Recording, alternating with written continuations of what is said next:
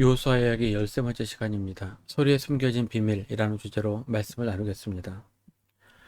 여리고성을 정복하는 데 있어서 굉장히 중요한 요소가 하나 있습니다. 무엇일까요?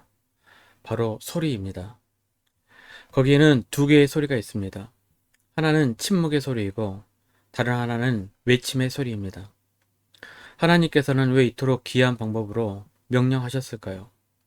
왜 강력한 군대가 소리 없이 성 주위를 맴돌게 하셨고 또 왜 마지막 순간에는 온 힘을 다해 소리치게 하셨을까요? 오늘 말씀을 통해 여리고를 무너뜨린 소리의 비밀을 발견하고 우리 삶의 여리고를 무너뜨리는 믿음의 원리를 깨닫는 은혜의 시간이 되기를 소망합니다. 8절 9절입니다. 여호수아가 백성에게 이르기를 마침에 제사장 7은 양각 나팔 7을 잡고 여호와 앞에서 나아가며 나팔을 불고 여호와의 언약궤는 그 뒤를 따르며 그 무장한 자들은 나팔 부는 제사장들 앞에서 행진하며 후군은 궤의 뒤를 따르고 제사장들은 나팔을 불며 행진하더라. 여리고성을 향한 진군의 맨 앞에는 무장한 군인이 아니라 양의 뿔로 만든 양각 나팔을 든 7제사장이 섰습니다. 그리고 그 뒤를 하나님의 임재를 상징하는 언약궤가 따랐습니다. 성경에서 나팔 소리는 종종 하나님의 음성, 그분의 말씀을 상징합니다. 하나님의 나팔소리 천지 진동할 때라는 찬송가의 가사처럼 나팔소리는 온 세상을 향한 하나님의 선포이십니다. 여리고 정복 전쟁의 시작은 인간의 전략이나 힘이 아니었습니다. 바로 하나님의 말씀, 하나님의 음성이었습니다. 제사장들이 부는 나팔소리는 내가 너희와 함께한다. 내가 앞서 싸운다는 하나님의 약속의 선포였습니다. 우리의 삶도 마찬가지입니다. 우리의 계획과 노력이 앞서는 것이 아니라 하나님의 말씀이 우리 삶의 행렬 가장 앞에서 울려 퍼져야 합니다. 그분의 음성을 따라갈 때 우리는 가장 안전하고 확실한 길을 걷게 될 줄로 믿습니다. 10절입니다. 여호수아가 백성에게 명령하여 이르되 너희는 외치지 말며 너희 음성을 들리게 하지 말며 너희 입에서 아무 말도 내지 말라. 그리하다가 내가 너희에게 명령하여 외치라 하는 날에 외칠지니라 하고 하나님의 음성인 나팔소리가 울려 퍼지는 동안 백성에게 요구된 것은 완전한 침묵이었습니다.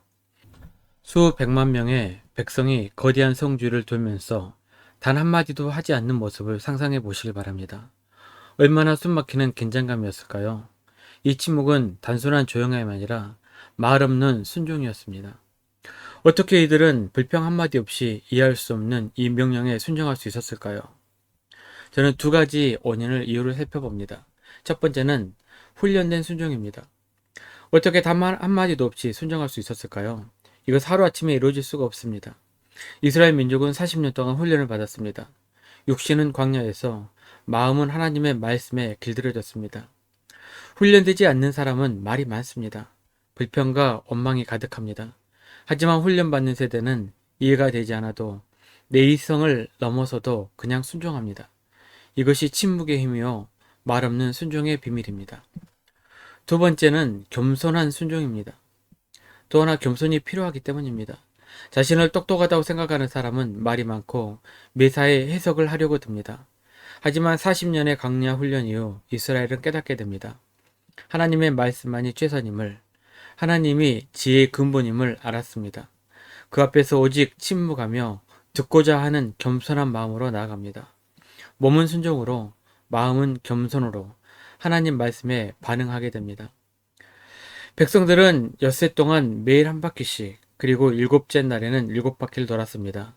침묵의 시간이 길어질수록 그들의 마음에는 하나님의 약속에 대한 기대가 가득 찼을 것입니다. 그리고 마침내 13바퀴 순종이 완성된 후 여호수아의 명령이 떨어집니다. 16절입니다. 7번째 제사장들이 나팔을 불 때에 여호수아가 백성에게 이르되 외치라. 여호와께서 너희에게 이 성을 주셨느니라. 외치라. 이 외침은 단순한 고함이 아니었습니다. 엿새하고도 반나절 동안 쌓아올린 순종과 믿음, 그리고 기대를 폭발시키는 믿음의 함성이었습니다. 침묵에 순종이 있었기에 이 외침은 힘이 있었고 하나님의 약속을 신뢰했기에 이 외침은 승리의 확신이 될 수 있었습니다. 이 원리는 우리의 신앙생활에도 동일하게 적용이 된다고 생각합니다. 엿새 동안 우리는 삶의 현장에서 가정과 직장에서 묵묵히 믿음의 길을 걸어갑니다. 침묵의 순종처럼 때로는 알아주지 않아도 성실하게 빛과 소금의 역할을 감당합니다. 이것이 하루에 한 바퀴씩 도는 우리의 일상적인 헌신입니다. 그리고 일곱째 날 주님의 날이 밝아옵니다. 이날은 우리가 모든 것을 주님께 집중하며 7배의 헌신과 열정으로 나아가는 날입니다. 예배에 우리의 목숨을 걸고 우리의 온 마음과 힘을 다해 하나님을 찬양하고 기도하는 날입니다. 평일에 묵묵한 순종이 쌓여 주일의 예배에는 터져나오는 찬양과 기도로 여리고성을 무너뜨린 외침처럼 능력 있는 예배, 영감 있는 예배가 될 줄로 믿습니다. 평일에는 세상 속에서 최선을 다해 살아가십시오. 그러나 주일만큼은 온전히 하나님 나라를 위해 예배를 위해 여러분의 시간과 마음을 드리고 목소리 높여 주님을 찬송하고 예배하시길 바랍니다. 침묵의 순종으로 일상을 살고 주일에는 믿음의 외침으로 하나님께 영광 돌리는 저와 여러분이 되기를 축복합니다.